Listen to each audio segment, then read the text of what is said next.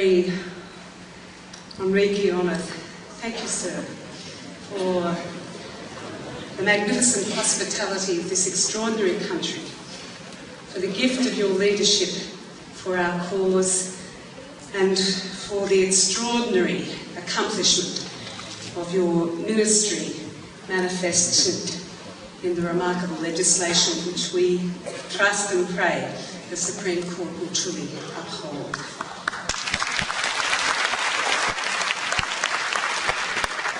The United Nations Population Fund is just honoured to be here, and on behalf of the international community of international development partners, donors, civil society, if I may, thank you. Thank you so much for coming together to stand brave, tall and determined behind, in front of and alongside those who are, even today, denied the most fundamental, the most intimate, the most personal, and therefore the deepest of human rights, which are those surely attached to sexual and reproductive health. We're delighted to be part of launching, if you like, this conference, building on the leadership of yesterday's Youth Forum.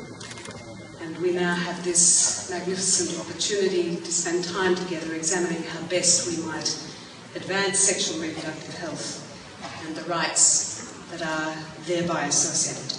It's a great honour to share this space with you, with people of such stature and such command, with people who represent the sectors that are so critical to development and who are amongst the world's leaders for sexual and reproductive health and rights. And I want to take the opportunity to single out the incomparable Nafis Sadak. Her leadership for human rights, her vision of an inclusive development that leaves no one behind is something you will experience in but a few minutes' time, but from which we have all been benefiting for decades. Such a privilege, Dr. Sadik, to be with you in your home region, humbling for those of us who inherit the legacy of your great leadership of UNFPA, and inspiring to see your continued and determined stewardship in support of what the world now knows as the Cairo Programme of Action. Madam, we surely stand on your shoulders. The heralding, crafting and drafting of the world-changing, ground-shifting, frontier-riding ICPD, whose implementation began 20 years ago, had no possibility for success or prospects for enduring impact without its greatest champions, which are civil society. So many heroines and heroes of civil society and its organisations and networks are here today and must be celebrated for constancy and advocacy, including specifically from, for and within this region.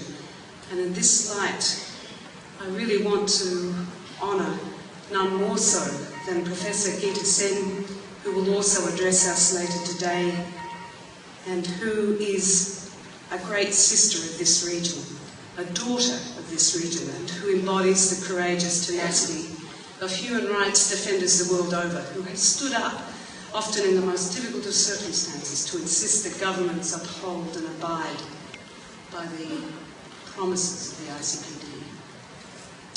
These voices that have been with us over the years of the ICPD, protecting and asserting its reach and span, standing up for, insisting on and pushing for sexual reproductive health and rights, also have their natural successes. 2 decades on, new faces, new voices, new understandings are moving into focus, freshly owning the Cairo agenda, giving it contemporary currency and demonstrating its enduring relevance. And in this regard, I want to start where indeed we must end, and that is with young people. And yesterday, young people claimed their space to speak first in this conference and foremost, to deal together on matters which the remainder of us are now to address. Their forum brought together hundreds of youth leaders from across the region, and their vision and expertise, their commitment has shaped a clear and clarion demand that their rights be upheld, a demand which those of us who are not so young would resist at their peril as well as ours. The leadership and advocacy of adolescents and youth is inverting the public power paradigm, revealing to the rest of us that their active engagement and direct representation in public decision-making is the most promising natural resource to the world's future development. It would be a special moment to be in the Philippines for this purpose at any time, but it's made even more so by the fact that we're here for a regional gathering. And the poignancy of the occasion is deepened and enriched by the truly high price paid by the people of the Philippines under force of Super Typhoon Yolanda. The extraordinary human stories of resilience, courage, determination that characterise that response to this disaster, led by the government of the Philippines, supported by people all over the region and beyond, and made material by those most affected by it. That recovery process is extraordinary, and we as a development partner with the government and other UN family members are enormously proud to have been associated with this powerful humanitarian response. A natural disaster unprecedented in scale, and as the Secretary said, monstrous in consequence, is but a most recent example of why our work to realise the aspirations of the ICPD remains so relevant, and why its greatest potential for good lies ahead of us, not behind us. Uncertainty, rapid onset of change, irreversible adjustments to patterns of daily lives are likely our close companions for decades to come. Across the critical dimensions of the human story, climate events, economy and technology, urbanisation and migration, conflict and consumption, government and governance, it is clear that we are moving into a period of human history tomorrow in which the greatest certainty is uncertainty and the one constant is change. And so the challenge that we face as we move into this next phase of human history is how best to ensure that our pathway through it is resilient, sustainable and inclusive. And that's the focus of our conference here this week across all its critical aspects. What is it that we need to do to ensure the years ahead of us are renowned through sexual and reproductive health and rights, upheld, for being more fair, more inclusive, less divisive, bearing fruits that are universally enjoyed? And in this, we will be joining and echoing an elaborate policy conversation that's been going on for the last year or two, involving all member states of the United Nations and countless meetings and conferences, and that is the post-2015 process, a process designed to enable us all, through member states, to agree on the next set of development goals which shall succeed the Millennium Development Goals set at the beginning of the century. Millions of hours, miles and dollars are being spent to generate enthusiastic discussion about the various and perhaps competing priorities for the world beyond 2015. But it's strange, if not bizarre, to admit that we already have the answers. The Cairo Programme of Action. Please don't tell anybody, particularly not my boss, that I mentioned this to you. But just between you and me, quite frankly, the post-2015 exercise was more or less completed 20 years ago, almost without exception. The chapters of 1994's ICPD addressed yesterday exactly what we grapple with today as we seek agreement on what our aspirations are for tomorrow. And I can speak with some confidence that that is the case because we've just finished at UNFPA our summary of the findings of the 20-year operational review. And that review demonstrates how much progress there's been, but it evidences as well how much further we have to go. And we now have the most up-to-date data as to why the call of the Cairo Programme of Action for Human Rights-Centred Development, whose heartbeat is sexual and reproductive health and well-being, continues to be the most authoritative account of what the world needs to do if it is indeed to be sustainable in the face of change and challenge. The ICPD is as relevant today as it was in '94, and I can assure you of that, not because it's a personal or institutional opinion, but because member states of the 6th Asia-Pacific Population Conference held in September last year gave a near unanimous declaration under benefit of passionate leadership, in particular from the Pacific, that this is the case. In doing so, Asia-Pacific governments admitted much had been achieved, but also acknowledged that much was left to be done. Significant and thus unsustainable inequalities persist across this diverse region. Thousands of people still live in poverty, with economic inequalities wider than ever, and not only between countries, but also within.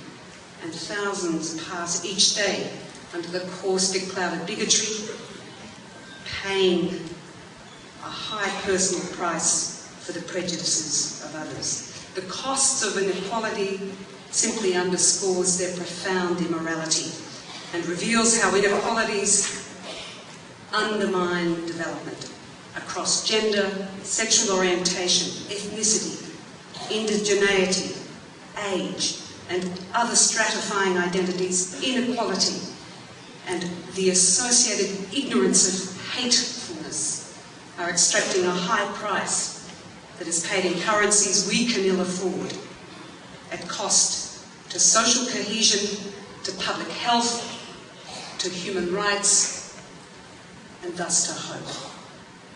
For progress to be won in reducing and addressing inequalities, this region must once more look to its population trajectory.